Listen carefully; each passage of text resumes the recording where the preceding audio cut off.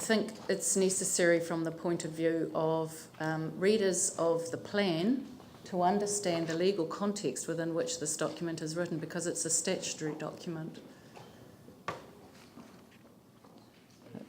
Yanni? The thing that's missing for me in the introduction is the relationship between the government rezoning of land, so the red zoning, green zoning. So I think there needs to be something that talks directly to that as not being part of this process. Because when you read through it, we keep saying zoning, and now zoning has a different meaning for a lot of people. So maybe I've missed it, but is there anywhere in the introduction that you talk about the government's... Not in the introduction, no, right. Not in the introduction, only the statutory context. You make a good point, however, and of course that red zone in the Central City Recovery Plan, the planning for that does need to come into this district plan, and it would be part of the second group of chapters for you to consider, and it may be at that point that we want to add another paragraph or something into the introduction. Maybe that we say there is no statutory context to the government's voluntary offer in red zone, in green zone or white zone. I mean, I don't know, there just needs to be something in here, in my view. It's in the context, it's in the next chapter, but that's why I'm just wondering whether that we really do need the introduction when we've got the strategic directions chapter. I just wonder whether they're better blended. I'll just ask Brent Pizzi to give you some feedback if you like. Yep.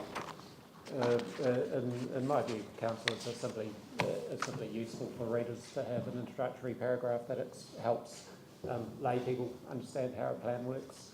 I totally understand where the central government feedback is coming from when they say it's not required to have an introductory chapter. They're absolutely correct. It's not required. It's just helpful for readers. If there is some overlap between what we're calling the introductory paragraph and what we're calling the strategic directions chapter, that can be tidied up. But because the introductory paragraph carries no statutory effect, even if there is overlap, it doesn't really matter. And I guess it is, to a degree, part of the binding narrative so that the public can understand how you come up with this kind of plan and what its principles are. And that's spelled out in some of that work. But it could go all together. You might just want to keep 8 as an introductory statement instead of even a chapter to the plan. You could just keep 8 about how it's structured and how to use it. Oh, in a way, I mean, I think I'd like to think that perhaps it could say what we wanted to achieve in terms of how our city looks. Well, that is something that is being asked for by CJOG and the minister's officials, is a vision statement for the city. Now, again, that's not necessary under the Resource Management Act, but if you choose to do it, we can put it into the district plan. It's just that a vision isn't just delivered by a district plan. No, but how it looks is. I mean, how it looks and connects, that is exactly what it does. So I know that, I mean, a vision statement might be something more appropriate to the long-term planning process, but how it looks and how it connects, that's certainly the role of the district plan. So you're talking something different to, for instance, what's under... The district plan is a document prepared under the Resource Management Act in conjunction with the community. It sets a framework for development and management of resources in the district in a manner that meets the goal of sustainable management of those. I mean, what we want is a city that's good to live in and easy to get around, and sort of. That's correct, and look, we if that's what you choose to do, we can put that in. The other thing, though, to understand is the district plan is an enabling document. It doesn't force people to. It doesn't always put feel things like that. No, well, exactly, and it doesn't, and it's often changed through plan changes and courts and whatever else. So I guess it's I know. I think that's sort of where I'm coming from, have been coming from too, and that I guess this is sort of like the legal part. But I guess the bit we take for granted is how hugely the whole city is in transition and change.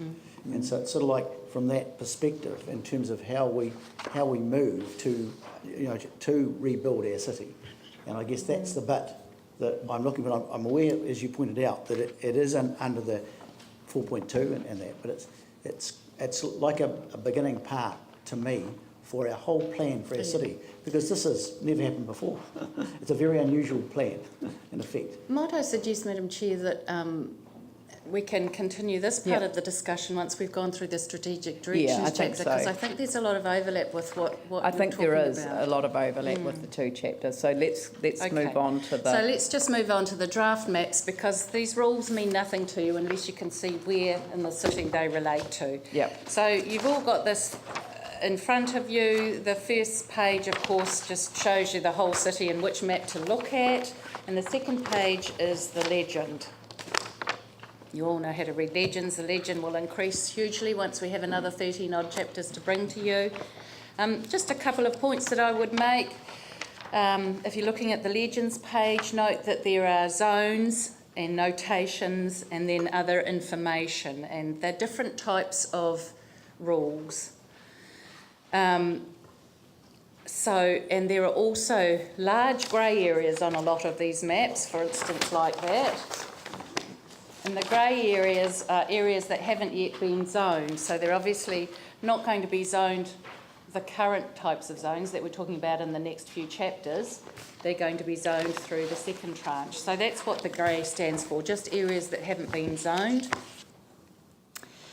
And there will be, I don't believe it's in this chapter yet, sorry, just let me check. No, the designations that we have received to date haven't yet been added into here, but they will be before you sign it off to go out for notification. But you have no say over those designations. If they're already existing and they're going to be rolled over with or without any amendments, they just need to go in our plan. So that's really all I have to say about the maps, but I think it's important that you have this early rather than later so you can check where the rules and the zones relate to. So my second to last slide before we get on to hot topics. And this is, I touched on this briefly, the process for going through the chapters. I think the most important thing is that we introduce the key issues that have been raised through both CJOG, CAG and also the finding the balance comments first, and deal with those and how they have or haven't resulted in any proposed revisions, and then go through the rest of the chapter and take any questions on the chapter in section 32. And my last slide is in relation to Vicky Buck. Hot topics. If you would like to now go around the table just before we get into strategic directions, or Madam Chair, I'm happy to do that once we finish strategic directions. That might be a better way of doing it, so that we're prepared to make sure that we talk about your burning issues before we get into anything else that might be not so important to you. I don't mind. I think maybe we should start with the hot topics. Okay. Do you want to go through the strategic directions chapter first, or do you want to start listing some of these hot topics?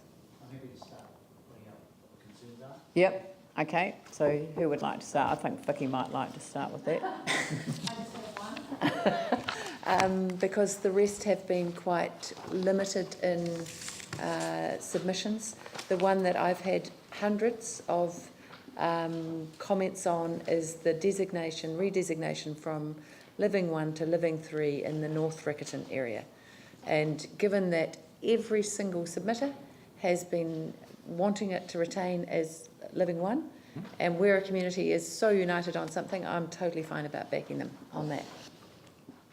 So North Riccarton. So whereabouts in? North of Riccarton Road Is By Riccarton proposed Bosch area. to Right. go from Dean's Living Bush 1 area. yeah, Okay. to Yep. Living 3. Yep. All right. Anyone else? Yep. Andrew? In terms of the Banks Peninsula commercial zones, Littleton Town Centre, The on-site parking requirement, which has been removed, has been well supported. But one issue which came up at the public meeting in Littleton was the treatment of the Banks Peninsula, or the former Banks Peninsula commercial zone, on the south side of Norwich Quay. And there's obviously a zoning change there. And yeah, certainly some of the people connected with that land have signalled some strong opposition to that zoning change, as you can imagine. Mm-hmm. Thank you. Yep. Oh, sorry. Yeah, Tim and then Yanni. We've got the same issue as Vicky around Barrington. Yep. From the living 1 to whatever it is, it's living 3, isn't it? Yeah. Actually, let's just go around the table. So just to add to what Tim said, I think it's particularly with the increased density of building in that area and the fact that it's been prone to flooding, and that's been comment back from some of the other areas, particularly around the river. One other one from my role with the Environmental Committee has been the area in the northwest, near the cemetery, the northwest residents group. Raf might comment on that too. That area, and I hadn't understood at all when they came to our committee, that that area is in the plan is an industrial zone, and that with that in place, that the only thing that can happen now is mitigation sort of features, I guess, might be able to be put in place. But how that can be changed, I guess, clearly is of concern.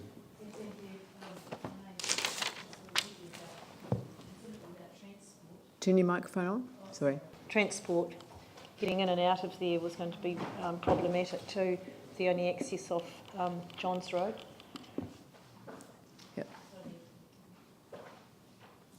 Yanni? Thank you.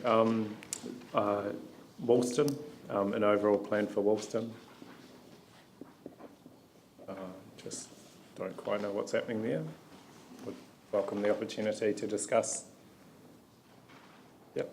The other one is the expansion of the malls to the detriment of local neighbourhoods and the lack of, I guess, controls over scale of redevelopment and provision of public utilities like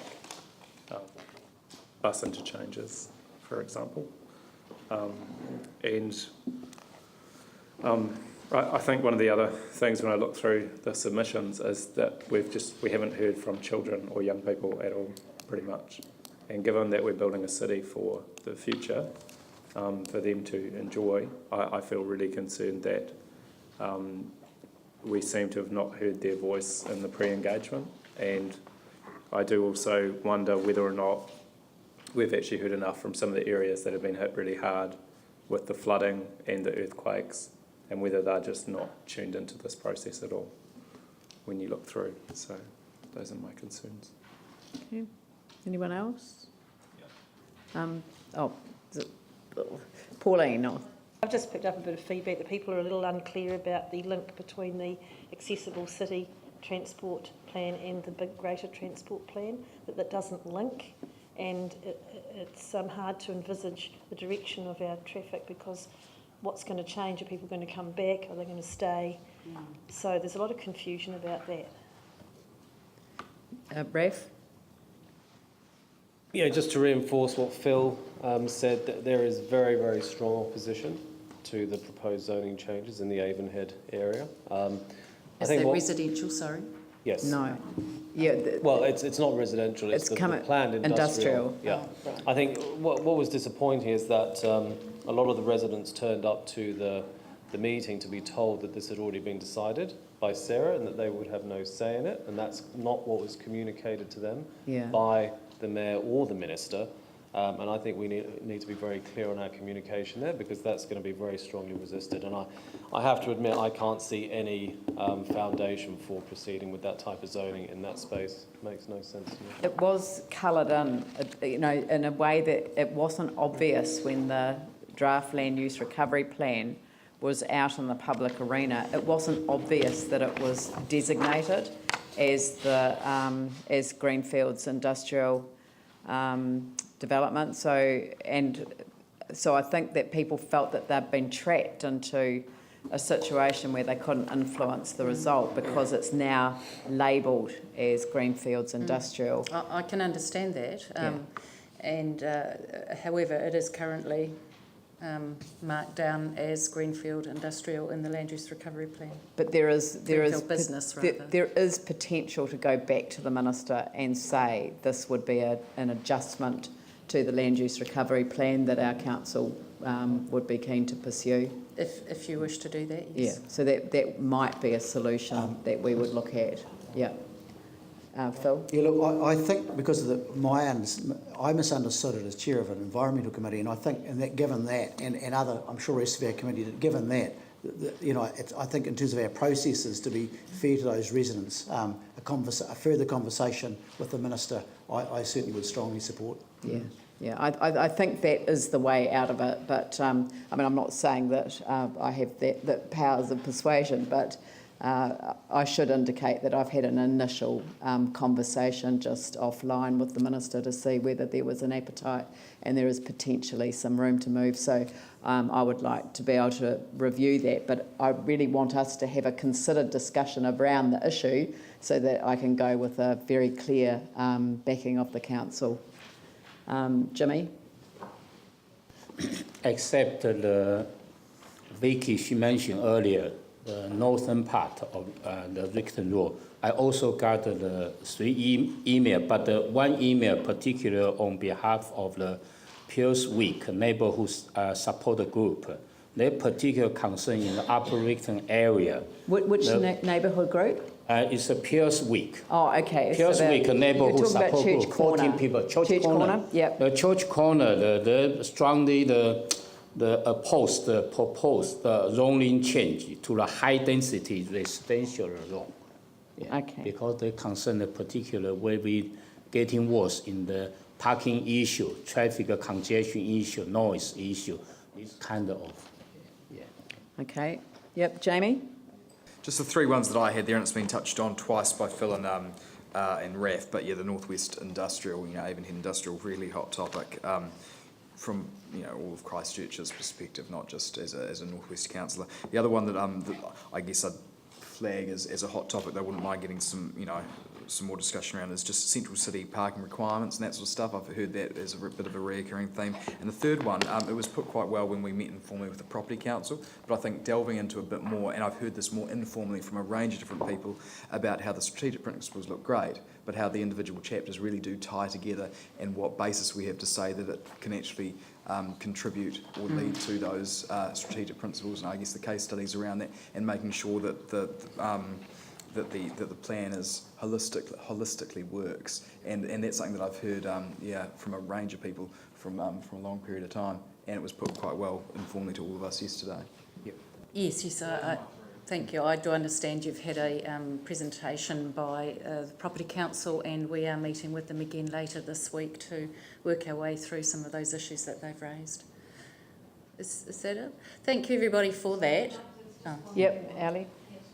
Something that's obviously come up more anecdotally than any written submissions I've seen, so I don't know whether those people are going to submit, but there is still concern about floor levels and the setting of those when it comes to flooding particularly, especially as people are getting houses built now and they're not sure whether they're going to be above the levels. And we are, through the community board, getting some feedback on cycleways, particularly in the Edgware and Papanui area. Yep. Yes, and as a neighbouring ward, obviously floor levels, recession planes. I know these chapters are coming up later, but yeah, it's a pretty obvious one from Burwood Pegasus. Recession planes. Did you say? Well, bound up with floor levels. Recession Yeah, I know, planes, I know. Yeah. I'm deeply concerned about that. So yeah, I think that our position previously on finished floor levels as the mechanism for resolving flood risk is problematic because of the impact that this plan would have on recession planes, which is specifically identified as an issue in the LERP.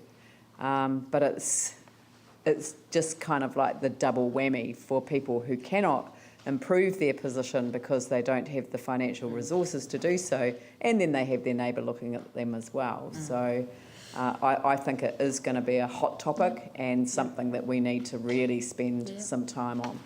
Yanni? Just, I mean, I know we'll do it as part of natural hazards, but hot topic is really understanding around what the tests are for people being able to build or not build, and get consents, and just quite a lot of, I think there's quite a lot of curiosity as to how, just there's a lack of clarity about what we're doing in terms of land mass movement, district plan review, and the government's zoning offers, and the life risk model. So just wanted to chuck that on the table. I think that if as you said in your briefing before, the officials group have raised concerns around, the development and control standards, particularly around urban design. I think that we really want to kind of push back on that as a council, in the sense that we want to build a city that is very livable. We want to build a city that's really taking advantage of all of the sort of modern facility for sustainability and all of those things.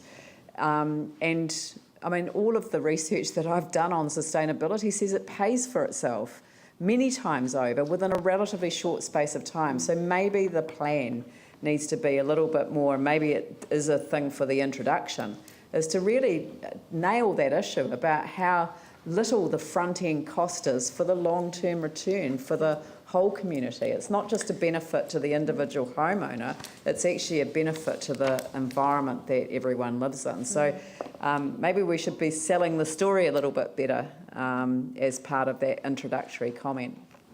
Thank you. Just on urban design, of course, anything that's built at the moment will be there for another 50 to 100 years. Yep. So, this opportunity isn't going to happen again. We have so many new buildings going up in a short period of time.